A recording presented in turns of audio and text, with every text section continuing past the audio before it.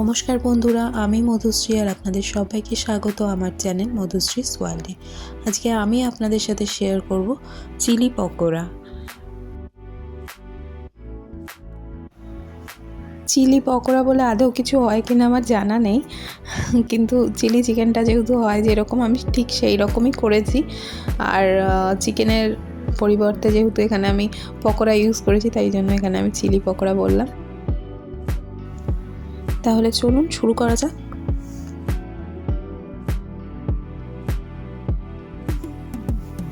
এখানে পকোড়াটা করার জন্য আমি বাঁধাকপি নিয়েছি, গাজর নিয়েছি আর একটু আলু নিয়েছি। গাজর আর আলুটা গ্রেট করে নিয়েছি আর বাঁধাকপিটা আমি ঝুরি করে কেটে নিয়েছি। আপনারা আরও কিছু অ্যাড করলেও করতে পারেন।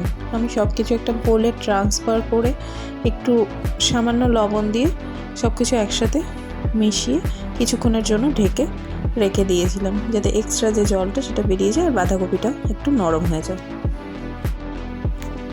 দেখুন এখানে বেশ অনেকটাই জল বেরিয়ে গেছে।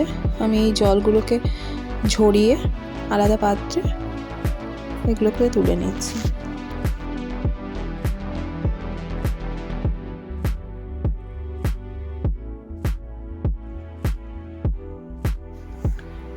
এর মধ্যে আমি দিয়ে দিচ্ছি 2 চামচ বেসন, সামান্য কাশ্মীরি লঙ্কা গুঁড়ো আর সামান্য হলুদ গুঁড়ো। লবণ আমি এখানে ইউজ করছি না, যেহেতু আগে থেকেই লবণ দিয়ে মেখে রাখা ছিল, সেই জন্য আমি লবণ আর ইউজ করছি না।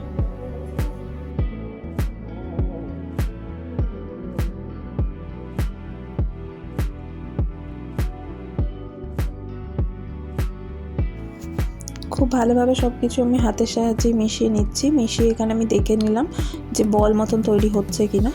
যদি আপনাদের না তৈরি হয় আর একটু বেসন অ্যাড করে নিতে পারেন। আমি এখানে গ্যাসে কড়াই বসিয়ে দিয়েছিলাম আর দিয়ে দিয়েছিলাম সাদা তেল। তার মধ্যে আমি বলসগুলোকে দিয়ে দিচ্ছি।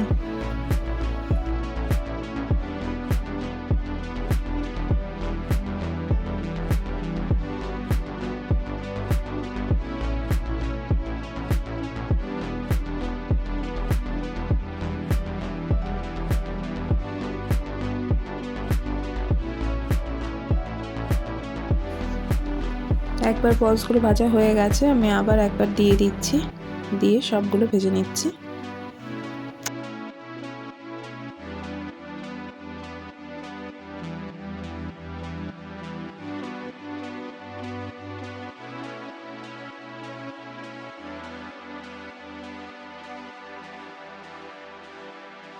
এখানে সব পকোড়াগুলোই আমার ভাজা হয়ে গেছে।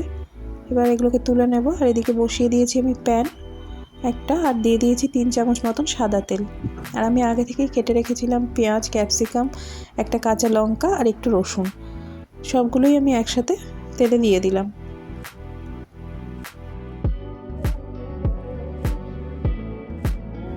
সব কিছু এখানে মোটামুটি ভাজা হয়ে গেছে। এবার আমি একটু হলুদ আর একটু কাশ্মীরি লঙ্কা গুঁড়ো অ্যাড করছি। এইটা আমি সম্পূর্ণই কালারের জন্য অ্যাড করি, আমি চিলি চিকেনেও করি। এটা যেহেতু চিলি পকোড়া, সেই জন্য আমি এটাতেও করছি। এই দুটো জিনিস দিলে কালারটা খুব সুন্দর আসে। এরপরে আমি অ্যাড করে দিলাম হাফ বাটি টমেটো সস, 1 চামচ সয়া সস আর 1 চামচ ভিনিগার দিয়ে সব কিছু আমি ভালোভাবে মিশিয়ে নিচ্ছি।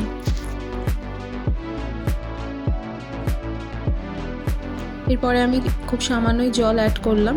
আমি গ্রেভি যেহেতু খুব বেশি করব না, তার জন্য আমি জলটা খুব কমই অ্যাড করেছি। আপনারা চাইলে বেশি অ্যাড করতেই পারেন যদি আপনাদের গ্রেভি বেশি প্রয়োজন হয়। জলটা এখানে ফুটে উঠেছে। ফুটে ওঠার পরেই আমি পকোড়াগুলোকে সব অ্যাড করে দিচ্ছি।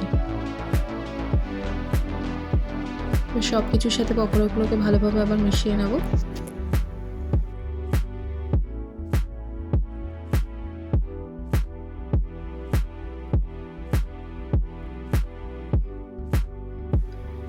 এখানে আমি দিয়ে দিচ্ছি হাফ চামচ লবণ আর 1 চামচ চিনি।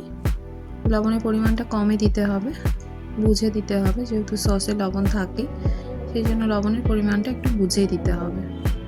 আবারও আমি সব কিছু ভালোভাবে মিশিয়ে নিয়েছি। এরপরে আমি অ্যাড করে দেবো আগে থেকে বাটিতে ভিজিয়ে রাখা হাফ চামচ কর্নফ্লাওয়ার, জলের সাথে মেশানো ছিল, সেইটা অ্যাড করে দেবো গ্রেভিটাকে একটু ঘন করার জন্য।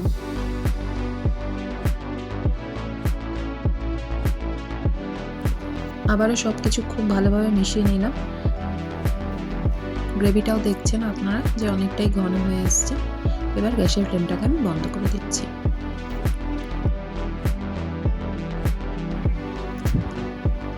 আমার চিলি পকোড়া রেডি।